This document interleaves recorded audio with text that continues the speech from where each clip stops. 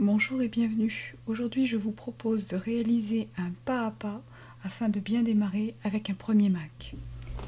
Donc, au premier démarrage, il faut tout d'abord déterminer la région dans laquelle vous vous trouvez.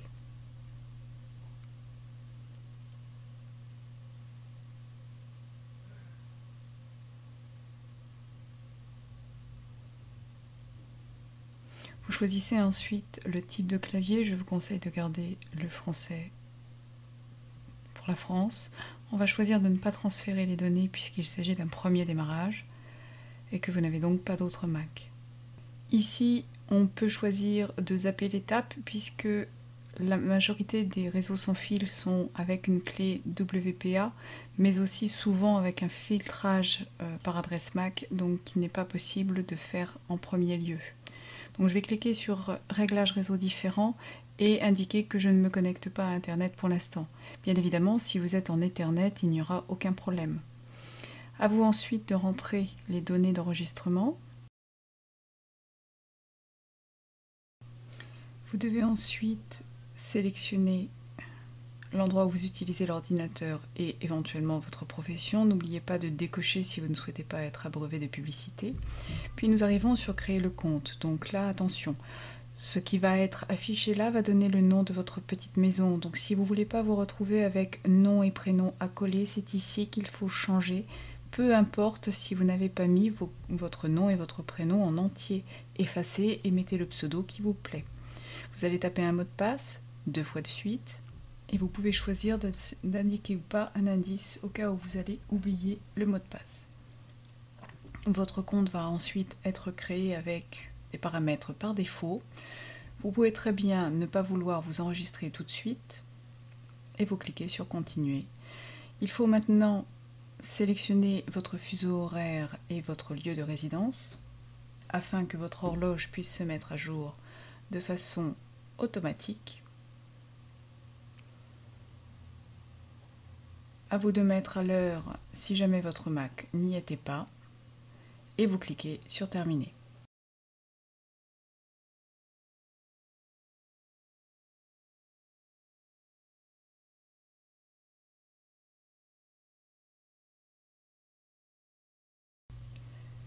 Nous voici sur le bureau, donc il va falloir maintenant nous occuper de la connexion Wi-Fi. Donc tout ceci dépendra du type de réseau que vous avez. Si vous avez une Livebox relativement récente, il faut d'abord appuyer sur le bouton d'association permettant à la Livebox d'obtenir de façon automatique l'adresse MAC de votre ordinateur. Si par contre vous avez un autre type de routeur, modem routeur ou routeur seul, il faudra aller manuellement entrer l'adresse MAC dans le routeur, dans le paramètre de configuration du routeur, vous permettant ensuite de le faire reconnaître et accepter au moment de taper votre mot de passe. Donc pour trouver l'adresse MAC de votre matériel, il va falloir aller chercher dans le menu Pomme la première rubrique à propos de ce Mac. Vous sélectionnez plus d'infos et vous allez aller dans la sous-rubrique Réseau.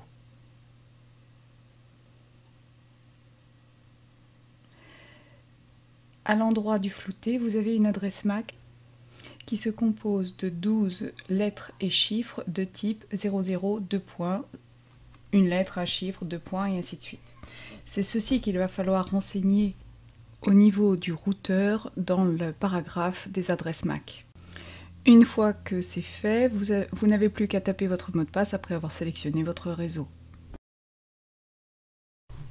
Nous voici sur Mac et nous allons nous intéresser aux petites différences qui sont un peu perturbantes au début. La barre de menu sur Mac a une fonction principale qui est celle d'afficher les fonctionnalités de chacune des applications.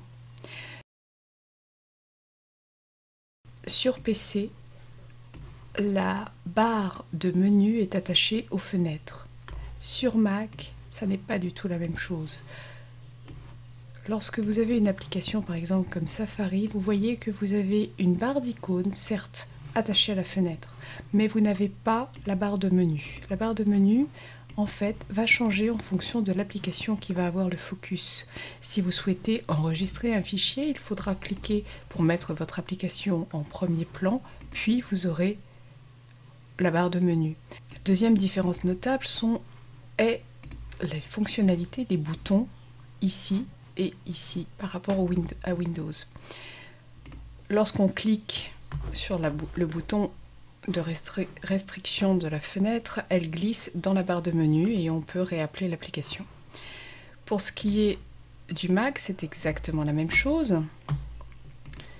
Cette fonctionnalité-là est équivalente, néanmoins l'application, elle, ne va pas glisser dans la barre de menu, mais dans le dock. Le bouton rouge ne sert pas à fermer l'application, contrairement au bouton rouge de Windows. Le bouton rouge sert à fermer la fenêtre. Si vous avez ainsi deux fenêtres Safari, le fait de cliquer sur le bouton rouge ne va pas fermer Safari, mais simplement la fenêtre qui était ouverte. Votre application est toujours en cours d'utilisation puisqu'elle est signifiée avec un petit point ici. Si vous êtes sous Tiger, vous avez un petit triangle noir à côté de l'application. Méfiance donc, car vous pouvez vous retrouver très rapidement avec beaucoup d'applications ouvertes si vous avez simplement cliqué sur le bouton rouge. Dernière chose, le bouton de plein écran sur Windows n'a pas d'équivalent sur Mac. En effet, le bouton vert que vous avez sur les fenêtres des applications Macintosh ne sert pas à faire du plein écran, mais plutôt à adapter l'affichage de votre fenêtre au contenu de la fenêtre. Ainsi, vous voyez qu'elle s'adapte à la largeur de la page que j'ai visitée et non pas à un passage en plein écran.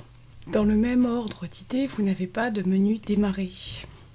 Sur Mac, vous avez un menu pomme. Ce menu pomme regroupe d'une part les fonctionnalités de mise à jour de logiciels, la bibliothèque système, les préférences système que nous verrons plus tard, les éventuels réglages de positionnement du dock, mais aussi la fonction CTRL-ALT-SUPR que nous verrons tout à l'heure, et les boutons de redémarrage, de suspension d'activité et d'extinction qui sont directement disponibles. Le dock, lui, est un petit peu l'équivalent de votre barre de lancement rapide sur Windows.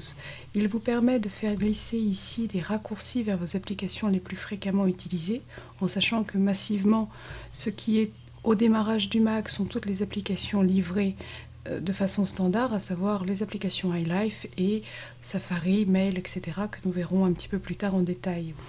Vous pouvez bien sûr personnaliser le dock en n'ayant bien à l'esprit que ce que vous avez dans le dock ne sont que des raccourcis, c'est-à-dire que si malencontreusement vous faites disparaître une icône, il vous suffit d'aller chercher l'application dans le dossier d'application et de la refaire glisser au même endroit.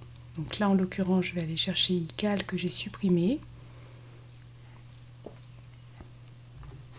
Et je vais refaire glisser non pas l'application, mais un simple raccourci. J'attends que les icônes s'éloignent. Et voilà mon iCal qui est revenu. Vous voyez bien que je n'ai pas supprimé iCal, mais simplement son raccourci. Dans la partie ici haute, mais quand le dock est en horizontal dans la partie gauche, c'est-à-dire de ce côté-là du séparateur du dock, vous avez les applications et uniquement les applications. Il n'est pas possible de faire glisser un raccourci vers un document. Dans la partie droite, quand il est à l'horizontale, ou basse, quand il est sur le côté, à côté de la corbeille, vous avez un espace qui vous permet de créer un raccourci vers un document, vers un dossier que vous souhaitez avoir sous la main. Imaginons que je veuille avoir ce dossier en raccourci, il me suffit de le faire glisser, d'attendre que ça s'éloigne. Et voilà mon dossier ici disponible d'un simple clic. Même chose, si je ne souhaite plus l'avoir dans le dock, il me suffit de l'enlever. Encore une fois, mon dossier n'a pas été déplacé.